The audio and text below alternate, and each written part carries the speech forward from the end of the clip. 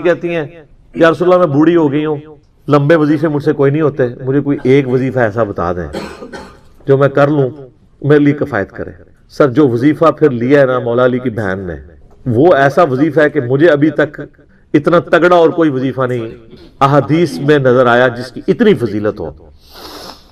آپ علیہ السلام نے فرمایا 100 دفعہ روزانہ سبحان اللہ پڑھ لیا کرو، تمہیں 100 غلام آزاد کرنے کا ثواب ملے گا۔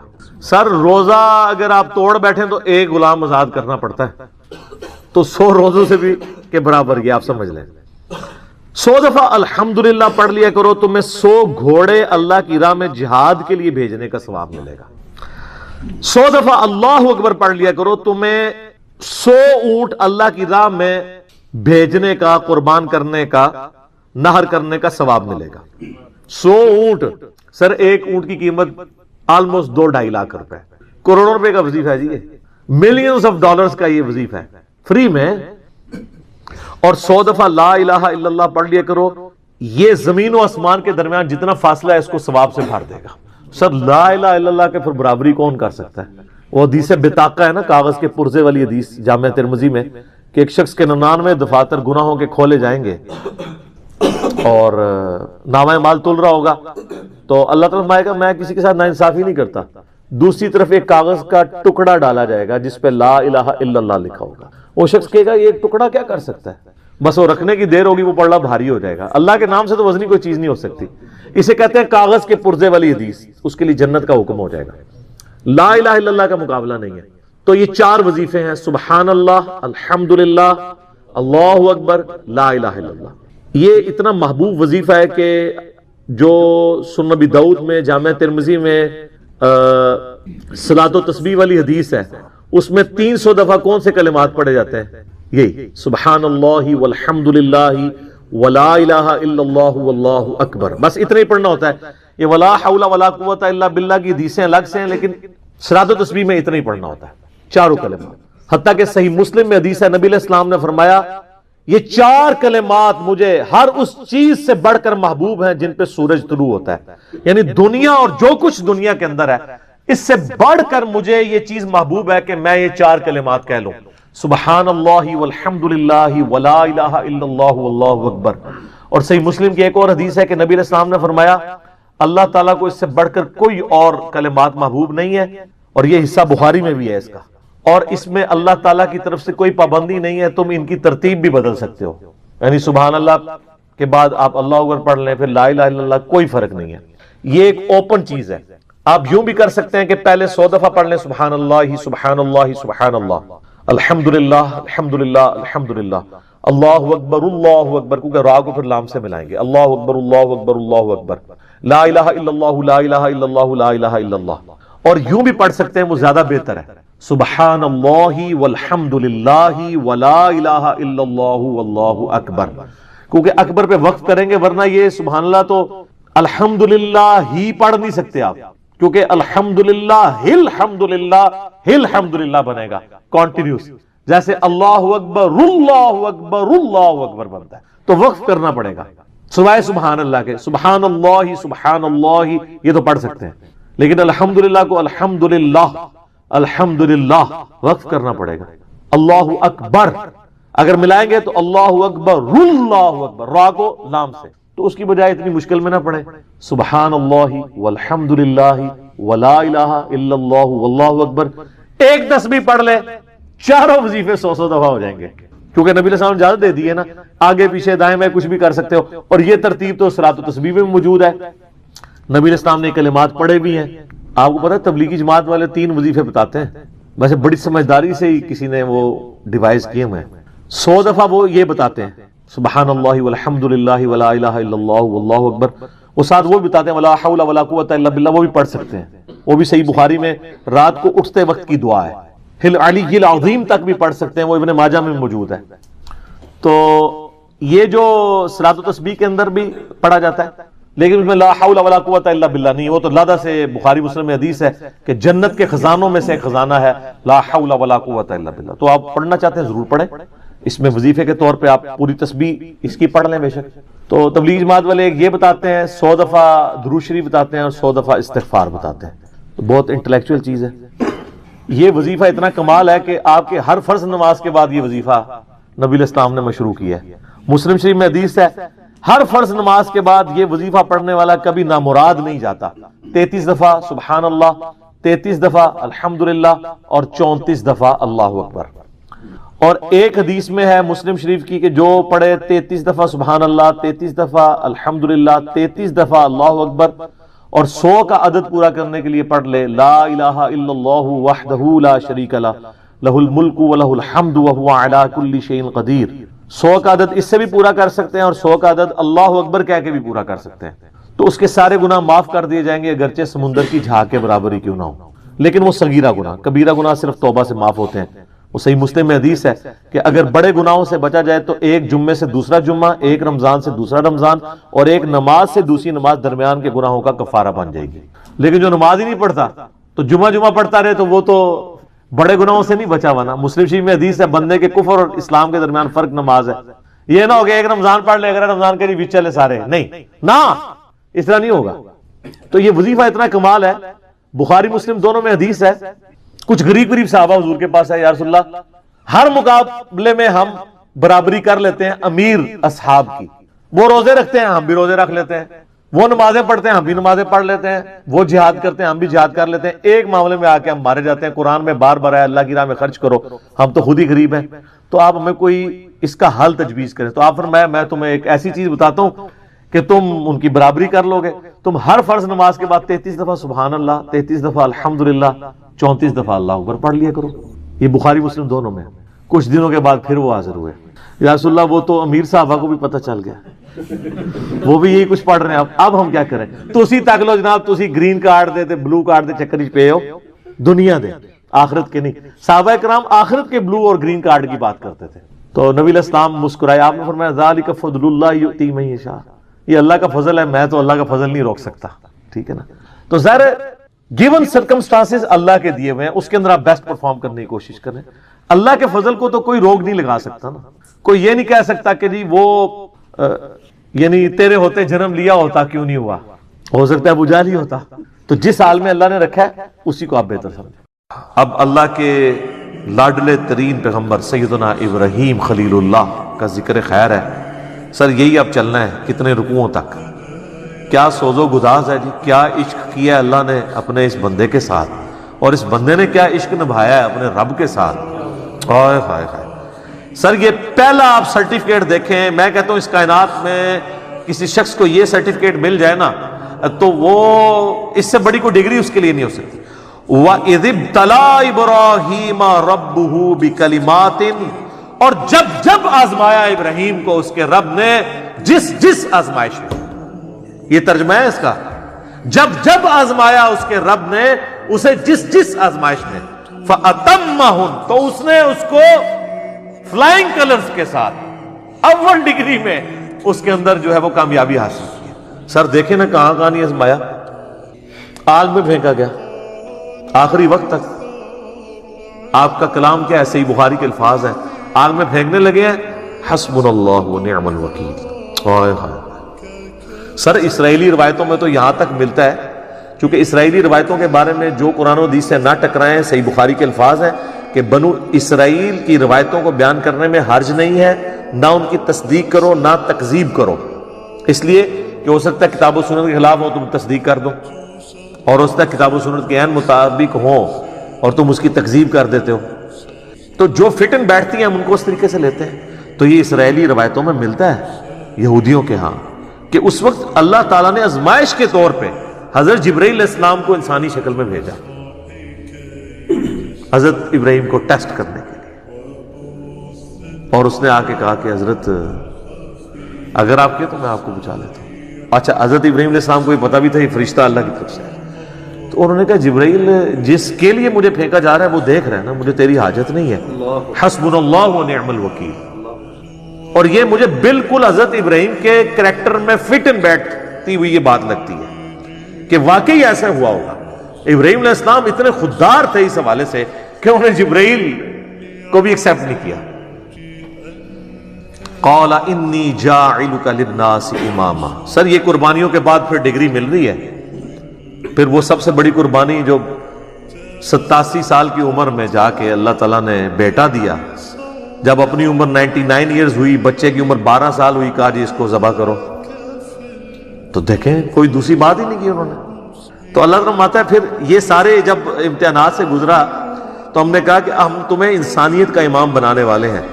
اچھا، ابراہیم علیہ السلام کی زندگی میں تو گنتی کے لوگ ان کے اوپر ایمان لے کے آئے ہیں. سورۃ العنکبوت میں آتا ہے کہ صرف ایک لوط ان پر ایمان لے کر آیا، ان کے گھر والوں کے سوا.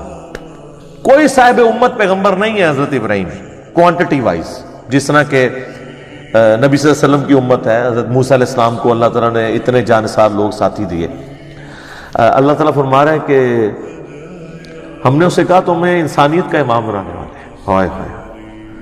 تو ابراہیم علیہ السلام کہتے ہیں قال ومن ذریتی، تو یا اللہ جو میری اولاد ہے وہ بھی ہوگی. جواب کیا انٹلیکچوئل ہے، مختصر جواب ہے اور کمال کا. یہ پوچھا گیا کہ میں تو امام ہوں تو میری اولاد میں بھی امامت ٹرانسفر ہوگی. شاہ جی تسی تے محمد روک دے نہیں پہ عمر تک. اللہ نے کہا قال لا ینال عہد الظالمین، میرا عہد ظالموں کے لیے نہیں ہوگا. یعنی جو تیرے پیروکار ہوں گے نا ان کو تو امامت مل جائے گی. امامت سے مراد یہ کوئی منصب یا کوئی امام مسجد کی ڈگری نہیں ہے. مراد یہ کہ وہ لوگوں کو دین سکھائیں گے. انبیاء کا جو دین ہے وہ جو اللہ نے ان کو دیا ہے وہی کے ذریعے اس کا تعارف کروائیں گے امتوں کو.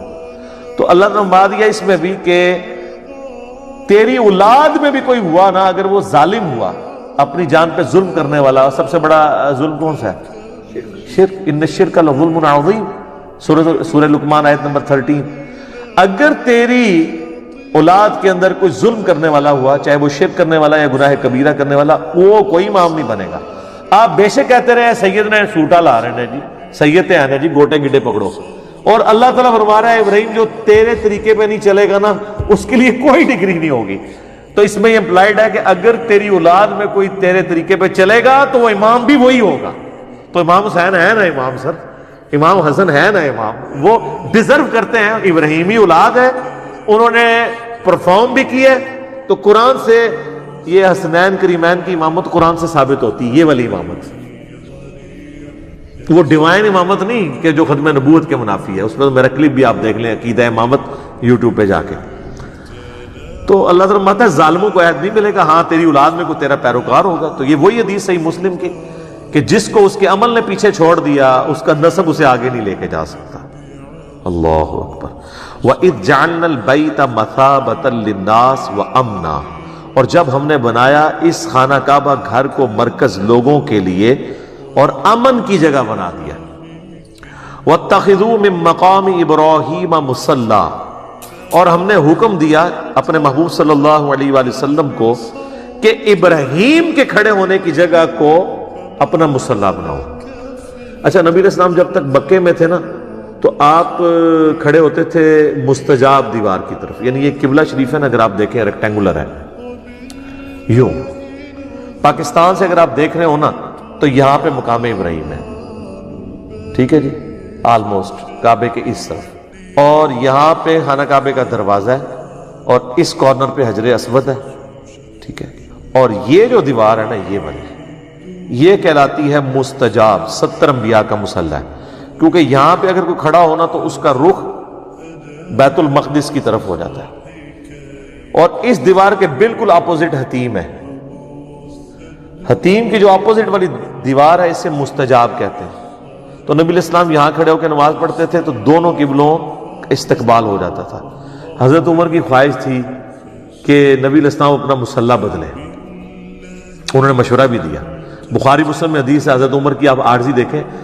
حضرت عمر کہتے ہیں کہ میں نے 4 باتوں میں اپنے رب کی موافقت کی. وہ یہ بھی کہہ سکتے تھے کہ میرے رب نے میری موافقت کی، کیونکہ مشورہ تو پہلے حضرت عمر نے دیا تھا. لیکن حضرت عمر کا یہ ماننا تھا کہ میرے دل میں بھی جو خیال آتا ہے نا وہ بھی تو اللہ کی طرف سے ہی آتا ہے. ایک انہوں نے کہا کہ میں نے نبی علیہ السلام کو مشورہ دیا تھا کہ ابراہیم کے کھڑے ہونے کی جگہ کو نا مصلی بنایا جائے. جب آپ یہاں پہ کھڑے ہوں گے تو پھر اعلانیہ ہوگا کہ اب وہ تو قبلہ گیا، اب صرف یہ ہے. تو دوسرا مشورہ دیا تھا کہ آپ کی جو ازواج ہیں یہ رات کو جب قضاء حاجت کے لیے نکلتی ہیں تو پردے کا حکم ان کو دیں. تو آیت پردہ نازل ہوگی. تیسرا منافقین کا جنازہ آپ نہ پڑھیں. تو سورہ توبہ میں آ گیا اندھا اپنے کسی منافق کا جنازہ نہیں پڑھنا۔ چوتھا، غزوہ بدر کے قیدی جو ہیں ان کو قتل کیا جائے۔ حضور رقیق القلب تھے، حضور نے فدیہ لے کے چھوڑ دیا، وہاں پہ بھی آیات نازل ہوئی کہ ان کو قتل کرنا چاہیے تھا، چلو اب جو ہوا وہ ٹھیک۔ یہ 4 باتوں میں، اس میں سے ایک یہ تھی۔ مقام ابراہیم آج بھی موجود ہے، دیوار والی جہاں پہ خانہ کعبہ کا دروازہ ہے، اس والی دیوار میں سامنے آپ کو نظر آئے گا ہر عمرے کے اینڈ پہ، اور جب عام طواف بھی آپ کرتے ہیں 7 چکروں کے بعد، وہاں پہ 2 نفل اس کی سیدھ میں پڑھنے ہوتے ہیں۔ وہ اس وقت یلو کلر کی آپ کو ایک سمجھ لیں 6 یا 7 فٹ کی ایک عمارت چھوٹی سی نظر آئے گی جو گرل سی بنی ہوئی ہے پیتل کی، اس کے اندر ایک پتھر ہے، وہ حضرت ابراہیم کی یاد کے طور پر موجود ہے، جس کے اوپر وہ کھڑے ہوتے تھے، تو وہ جو حضرت ابراہیم علیہ السلام یعنی دیواریں اوپر جاتی تھی وہ پتھر بھی اونچا ہوتا جاتا تھا۔ اس وقت ظاہر کوئی کرین نہیں تھی، یہ اللہ کی طرف سے غیبی تھا معاملہ۔ تو اینڈ پہ اس پتھر کے اوپر حضرت ابراہیم علیہ السلام کے قدموں کے نشان بھی موجود ہیں، حالانکہ وہ ہارڈ چیز ہے، نرم چیز نہیں ہے۔ آج کل تو آپ ڈال سکتے ہیں نشان، سیمنٹ والی جگہ پہ ڈالیں، بعد میں خشک کر لیں، لیکن ٹینچر پتھر کے اوپر، چٹیل پتھر کے اوپر، یہ احتراماً اللہ تعالیٰ نے ایک معجزے کے طور، وہ آج تک وہ پتھر بھی وہاں موجود ہے، لیکن وہ آپ کو بڑی مشکل سے، ویسے اس کی تصویروں سے آپ اوپر سے جو لی ہوئی اندر سے، اس میں سے آپ کو پاؤں کے نشان نظر آ جائیں گے ابراہیم علیہ السلام کے، باقی مشکل سے نظر آتے ہیں کیونکہ اس پتھر کے اوپر بھی انہوں نے ایک میٹل سا چڑھا دیا ہوا ہے، تو وہ ایگزیکٹ اتنا وہ قریب سے نظر نہیں آتا۔ تو وہاں پہ حضرت ابراہیم علیہ السلام کا وہ مصلی، اور آپ دیکھیں انہوں نے جو سلطنت عثمانیہ کے اندر کم از کم 300 سال تک 4 مصلے ڈال کے رکھے، وہاں پہ بھی یہی جھگڑا رہتا تھا، تو وہ مصلی کوئی بھی تیار ہی نہیں ہوا۔ یہ خانہ کعبہ ہے، یہ مقام ابراہیم ہے، پاکستان کی طرف سے دیکھیں تو بیسٹ ویو ہے، حجر اسود والا کارنر بھی آپ کو نظر آتا ہے، دروازہ بھی، اور یہاں پہ یہ بھی، اور حتیم بھی نظر آتا ہے یہاں سے دیکھ رہے ہو۔ تو سر یہاں کے اوپر اس کارنر کے اوپر نا جناب وہ مصلی تھا حنبلی، یہاں پہ شافعی، اور اس جگہ پہ کر کے جو ہے وہ تھا فقہ حنفی تواڈے وڈے بھراواں دا، اور اس طرف تھا مالکی مصلی۔ مقام ابراہیم پہ کسی کا مصلی نہیں تھا۔ میرا یوٹیوب کے اوپر بڑا ڈیٹیل ہے اماموں کی گستاخی کا فتویٰ مسئلہ 197، اس میں تو ہم نے کلرڈ تصویریں 1925 کی 1955 کی دکھائی ہیں۔ تو آپس میں جھگڑتے تھے، ساروں کی خواہش تھی کہ ساڈا امام جڑا وہ ابراہیمی ہے، تو ابراہیم علیہ خالی ابراہیمی کا، تو یہ بدبخت رہے 300 سال تک کسی کو توفیق ہی نہیں ہوئی مقام ابراہیم پہ کھڑے ہونے کی، کیونکہ وہ کہتے تھے ٹھیک ہے اسی بھی نہیں کھلواؤں گے، تسی بھی نہیں کھلو گے، نہ کھیلیں گے نہ کھیلنے دیں گے۔ جب سعودی حکومت نے یہ 4 مصلے اٹھوائے تو انہوں نے مقام ابراہیم پہ اتنے 100 سال کے بعد واپس امام میں کعبہ کو کھڑا کر کے 4 مصلے اٹھوائے، الحمدللہ۔ تو یہ مقام ابراہیم کی ہسٹری ہے، بڑی انٹرسٹنگ ہے اور بڑی دکھی بھی ہے اس حوالے سے کہ امت کیا کرتی رہی ہے اس مقام ابراہیم کے ساتھ، جس کو قرآن میں کہا گیا تھا کہ مصلی بنانا ہے۔ وَأَحِدْنَا إِلَىٰ إِبْرَاهِيمَ وَإِسْمَاعِيلَ، اور ہم نے ابراہیم سے اور اسماعیل سے یہ عہد لیا تھا، ان کے بیٹے اسماعیل سے، أَن طَهِّرَ بَيْتِيَ لِلطَّائِفِينَ وَالْعَاكِفِينَ وَالرُّكَّعِ السُّجُودِ۔ یار دیکھیں پیغمبروں کو اللہ کہہ رہا ہے، سب سے جلیل القدر پیغمبر اور اس کا بڑا بیٹا اسماعیل، اللہ کہہ رہا ہے ہم نے دونوں باپ بیٹا دونوں پیغمبروں کو کہا کہ صفائی کرو ہمارے گھر کی، یہاں پہ طواف کرنے والوں کے لیے، اعتکاف کرنے والوں کے لیے، اور رکوع اور سجود ادا کرنے والوں کے لیے میرے گھر کو صاف رکھو۔ مسجد کی صفائی کرنا کس کی سنت ہے؟ نبیوں کی، اور یہ کام کس نے اسائن کیا ہے؟ اللہ نے۔ سر یہ بھی فضیلت ہے، ویسے تو بخاری مسلم میں کئی احادیث ہیں مسجد کی صفائی کی فضیلت کے اوپر، لیکن یہ قرآن میں آ گیا ہے کہ اللہ نے کہا کہ میرے گھر کو صاف ستھرا رکھو، للطائفین طواف کرنے والوں کے لیے، والعاکفین اور اعتکاف کرنے والے کے لیے، والرکع السجود اور رکوع اور سجدے کرنے والوں کے لیے۔ بل یہ آپ کو داد دینی پڑے گی کہ اس وقت کی جو سعودی حکومت ہے، یقین کریں جس کمٹمنٹ کے ساتھ ان لوگوں نے حرمین شریفین کا انتظام رکھا ہوا ہے، ایٹ لیسٹ 4000 کے قریب تو ملازمین ہیں صرف حرم مکہ میں جو ہر وقت صفائی کے اوپر مامور ہیں۔ ہزاروں وہاں پہ آپ کو پیتل کے ملیں گے ریکس جن کے اندر قرآن رکھے ہوئے ہیں، وہ اس کو صاف کرتے رہتے ہیں، ڈسٹ، ٹھیک ہے۔ اس کے علاوہ بھی جتنی صفائی وغیرہ ہے وہ سارے کا سارا انتظام وہ کرتے ہیں۔ اور آپ دیکھیں کہ دنیا کے آلموسٹ 150 سے زیادہ ممالک 150 پلس ممالک کے لوگ، ہر قسم کی عادتوں والے لوگ آئے ہوتے ہیں. میں نے تو وہاں حبشیوں کو دیکھا ہے کہ وہ وضو خانے پہ بیٹھ کے نا اپنی تہمت ایسے اونچی کر کے وہیں پہ پیشاب کر کے نا تو وہ ٹوٹی کھول کے استنجا بھی کر لیتے ہیں کہ چھوٹا پیشاب تو ہے. ٹھیک ہے، یعنی اس طرح اجلٹ قسم کے لوگ بھی ہیں. حرم مکہ کے اندر کس طرح کی چیزیں بھی لے جاتے ہیں، لیکن سر پورے حرم میں میرا چیلنج ہے، آپ کو ذرا سی بھی سمیل نہیں آئے گی، اتنا صفائی کا اہتمام ہے. لوگ اسے روحانی معاملہ سمجھ ہوتے ہیں، روحانی معاملہ نہیں ہے، وہ صفائی مینٹین کی ہوئی ہے انہوں نے. ایک دن کے لیے صفائی روک لینا تو پتہ چل جائے گا حرم مکہ میں کیا صفائی رہتی ہے. لوگ سمجھتے ہیں شاید کوئی فرشتے آ کے صفائی کر جاتے ہیں. وہ جی خاص خوشبو ہے، وہ یہاں پہ بھی آپ کو ملی ہوتی ہے نا، خوشبو تو لکھا ہوتا ہے غلاف کعبہ. وہ سر وہ خوشبو غلاف کعبہ سے نہیں آ رہی ہوتی، غلاف کعبہ کو لگائی ہوئی ہوتی ہے انہوں نے. وہاں ٹپیکل ایک سمیل آپ کو تھرو آؤٹ آتی، بڑی اچھی سی. وہ اس صرف کی ہے جو وہ وہاں پہ ڈٹرجنٹ بلکہ کہنا چاہیے، صرف تو ایک خاص کمپنی کے ایک برانڈ کا نام ہے ڈٹرجنٹ، جس سے وہ صفائی کرتے ہیں. اور دیکھیں اہتمام یہ ہے کہ وہاں پہ انہوں نے وہ جو گاڑیاں صفائی والی رکھی ہیں وہ بھی بجلی کی چارج ہوتی ہیں، کوئی انجن نہیں ہے ان کے اندر، بیٹری کے اوپر چلتی ہے، کوئی آواز نہیں. آپ کے پاس وہ چل رہی ہے، آپ کو آواز آنی نہیں، ظاہر ہے وہ بیٹری والی ہے. اور وہ طواف کعبہ روکے بغیر اس طریقے سے بیچ میں انٹر ہو کے ساتھ ساتھ صفائی کرتے جاتے ہیں، طواف بھی جاری رہتا ہے. اتنا بہترین انتظام کیا ہے. تو وہ آج تک وہ معاملہ الحمدللہ اس طریقے سے جاری ہے. وَإِذْ قَالَ إِبْرَاهِيمُ رَبِّ اجْعَلْ هَذَا بَلَدًا آمِنًا، اور یاد کرو جب ابراہیم علیہ السلام نے اپنے رب کے حضور یہ دعا کی تھی، اے اللہ اس شہر مکہ کو عمل والا بنا دے، وَارْزُقْ أَهْلَهُ مِنَ الثَّمَرَاتِ، اور اس کے رہنے والے باشندوں کو مختلف قسم کے پھلوں سے نواز. اور دیکھیں ابراہیم علیہ السلام کی دعا کیسی قبول ہوئی ہے کہ بالکل بنجر زمین ہے مکے کی، کوئی چیز نہیں وہاں پہ اگتی. مدینہ شریف تو پھر بھی زرخیز زمین ہے، کھجوریں اگتی ہیں. چٹیل پہاڑ ہیں اور پہاڑوں میں بھی وادی ہے، اس کے چاروں طرف پہاڑ ہے، اور یہ آپ کو بلڈنگز کی وجہ سے وہ نظر نہیں آتے ہیں، ابھی بھی پہاڑ ہے. یہ سینٹر میں ایک چھوٹی سی وادی ہے، اسی لیے جب یہ بارشیں ہوتی تھی نا تو یہ تو پانی بھر جاتا تھا. یہ تو اب موٹریں لگی ہوئی ہیں نا، ادروائز جو باہر کی زمین ہے ایٹ لیسٹ اس سے یہ 50-60 فٹ نیچے ہے خانہ کعبہ جو باہر کی سڑکیں ہیں. تو اگر موٹریں نہ لگی ہو نا تو جب نہیں ہوتی تھی پہلے، آپ ذرا دیکھیں آج سے 100 سال پہلے کی تصویریں بھی ہیں، لوگ تیر کے طواف کعبہ کر رہے ہیں، پانی نکال نہیں سکتے تھے اس وقت، اتنی موٹریں نہیں ہوتی تھی. سارے پہاڑوں کا پانی جمع ہو کے نا، جس طرح آپ کی یہاں پہ کہتے ہیں کہاڑ آ گئی ہے، تو اب سب سے گہری جگہ ہی حرم مکہ ہوتی تھی، وہیں پہ آ کے مطاف میں سارا پانی جمع ہو جاتا تھا. پھر لوگ بالٹیوں سے نکالتے تھے یا دھوپ سے خشک ہوتا تھا جب خشک ہوتا تھا. اب تو جناب پانی گھس ہی نہیں سکتا، وہ باہر سے ہی سک کر لیتے ہیں.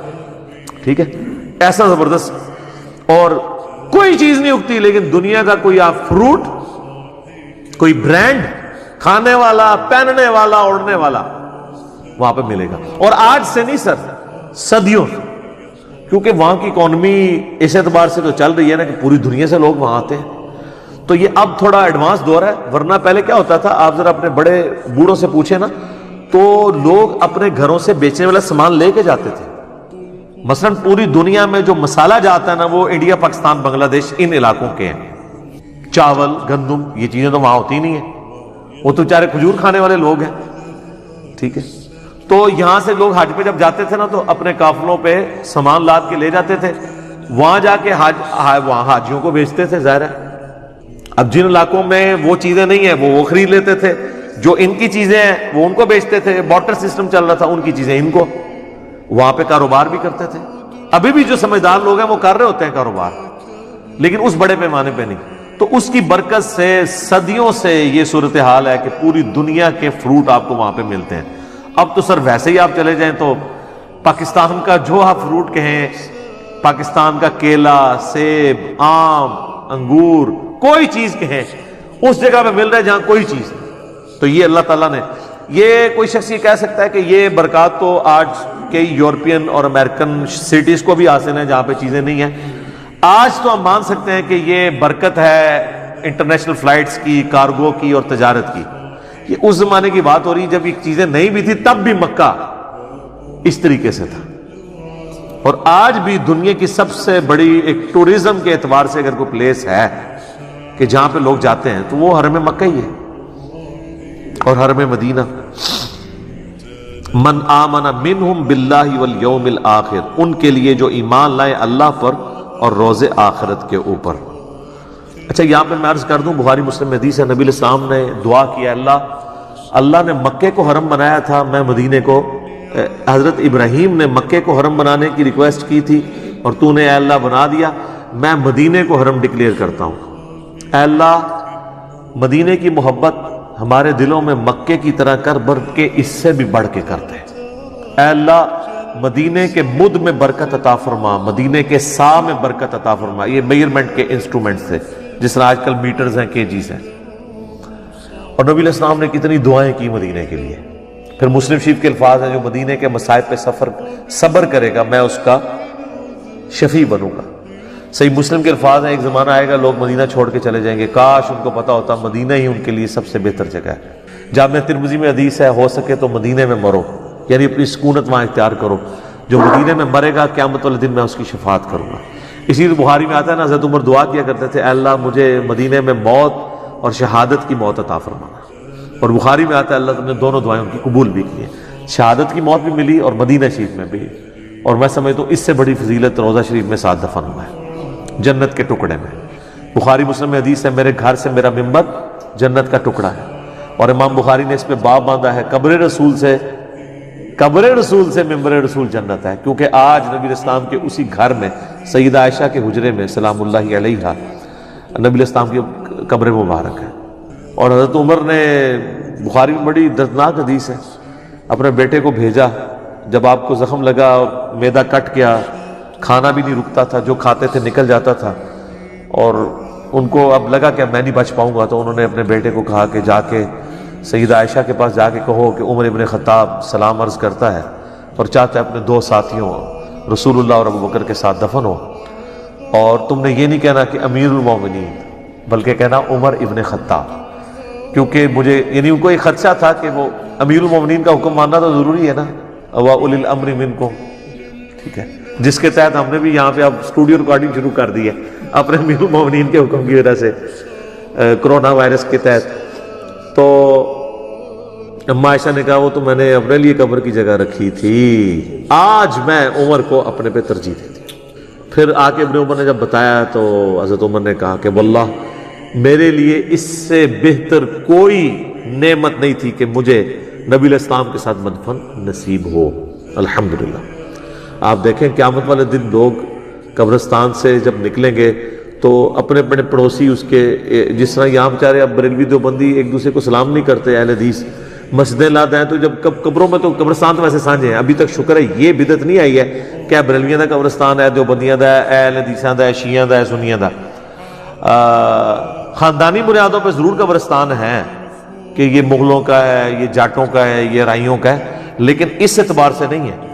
تو قیامت والا دن جو ہے نا، وہ آپ کو کئی لوگ ناگوار بھی لگ رہے ہوں گے، ان کے ساتھ بھی آپ قبر سے اٹھ رہے ہوں گے، لیکن حضرت ابوبکر عمر کی قسمت دیکھیں کہ رسول اللہ کے ساتھ اٹھ رہے ہوں گے۔ صحیح مسلم کے الفاظ ہیں، قیامت والا دن سب سے پہلے مجھے قبر سے نکالا جائے گا، سب سے پہلے میری شفاعت قبول کی جائے گی، سب سے پہلے میرے نام کے اوپر جنت کا دروازہ کھلے گا۔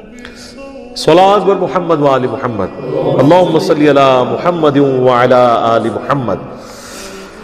تو اللہ نے فرمایا ہے کہ یہ حضرت ابراہیم نے دعا کی ان لوگوں کے لیے جو ایمان لے ہیں ان میں سے، جو اور یوم آخرت پر اور اللہ پر، قال ومن کفر، اور پھر اللہ تعالیٰ نے فرمایا کہ دیکھنا جس نے کفر کیا، فَأُمَتِّعُوهُ قَلِيلًا، تو میں اب ابراہیم علیہ السلام کی دعا کے ساتھ اللہ نے بھی اپنی ان پٹ دے دی ہے کہ دعائیں تو تم کر رہے ہو، یہ نہ ہو کہ مکے میں رہنے والے ہوں اللہ اور اس کے پیغمبروں کے نافرمان، تو ان کے لیے بھی تم دعائیں کر رہے ہو، تو ان کے لیے کیا ہوگا؟ فَأُمَتِّعُوهُ قَلِيلًا، میں دنیا کا برتنے کا سامان تو ان کو دوں گا۔ دیکھ لینا عربی کتنے امیر ہیں، سب کچھ میں نعمتیں اویل کر رہے ہیں، لیکن دنیا میں اگر وہاں پہ رہتے ہوئے کسی شخص نے اللہ کو رسپانس نہیں کیا تو سر وہ نقصان پہ زندگی گزار گیا۔ اور ایک سب کانٹیننٹ میں رہنے والا غریب شخص 2 وقت کی روکھی سوکھی کھاتا رہا اور وہ حرم پہنچنے میں کامیاب نہیں ہوا، وہ اللہ تعالیٰ کے مقربین میں ہوگا۔ اللہ کا کرائیٹیریا تو ڈیفرنٹ ہے۔ تو اللہ کا میں کہ میں دنیا کا مال تو دوں گا اہل مکہ کو برتنے کا، جو لوگ یعنی ان میں سے کفر کرنے والے ہوں گے، کفر بمانا صرف وہ والا کفر نہیں جو ہم سمجھتے ہیں، نہ شکری کے بھی ہے۔ جیلم میں ایک بندہ مجھے ملا، اس نے مجھے بتایا کہ جی میرا جو سالہ ہے وہ 25 سال حرم مکہ سے واکنگ ڈسٹنس ہوٹل میں رہا، 25 سال کام کرتا رہا، اور وہ کہتا ہے میں نے زندگی میں ایک نماز بھی حرم مکہ میں نہیں پڑھی، نہ میں نے عمرہ کیا نہ کوئی حج کر سکا، کہتا ہے ٹائم ہی نہیں ملا۔ انا للہ و انا الیہ راجعون، یہ بالکل جینون ہے، اور یہ ہو جاتا ہے جب اللہ کی طرف سے مور لگ جائے، مور بھی لگ جاتی ہے، اور بعض کا انسان چیزوں کو کیجول لے رہا ہوتا ہے۔ میرے اپنے ساتھ ہوا، جب ہم لوگ میرا ایڈمیشن ہوا نا ٹیکسلا انجینئرنگ یونیورسٹی کے اندر، پہلے یو ٹی لاہور میں تھا، پھر ادھر بھی ہو گیا، تو مجھے لاہور پسند نہیں تھا، حالانکہ میں 1.5 ہفتے انجینئرنگ یونیورسٹی لاہور میں کلاسیں پڑھتا رہا، ادھر کا مجھے موسم بھی اچھا لگتا تھا اسلام آباد کے ساتھ، اور واقعی وہ پھر یہاں پہ میکینیکل انجینئرنگ کا ایک زیادہ روب بھی تھا ایز کمپیئر ٹو لاہور کی میکینیکل انجینئرنگ۔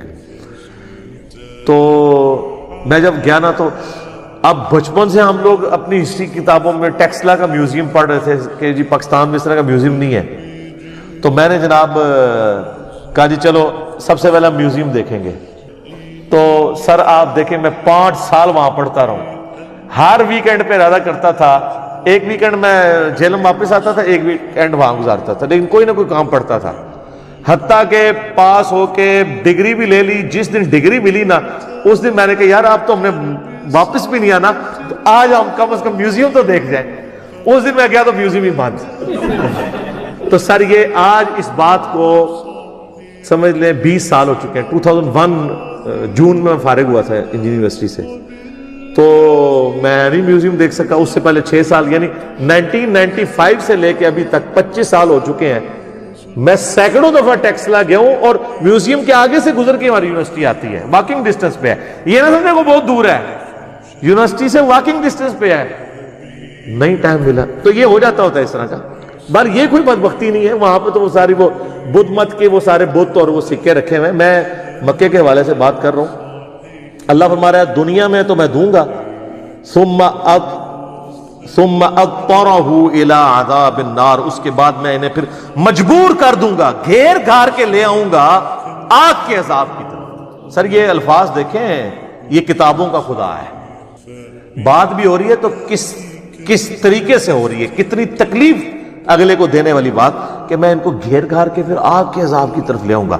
مراد یہ کہ ان کو پتہ بھی نہیں لگے گا، اپنی طرف سے سمجھ رہے ہوں گے اللہ کا بڑا کرم ہے، یہاں پہ بھی کئی فلمی ایکٹر ہیں وہ کہتے ہیں اللہ کا بڑا کرم ہے، فلم کامیاب ہوئی، وہ گھیر گھار کے جا رہے ہوتے ہیں اس طرف۔ وَبِئْسَ الْمَصِيرُ، اور کیا ہی برا ٹھکانہ ہے جہنم۔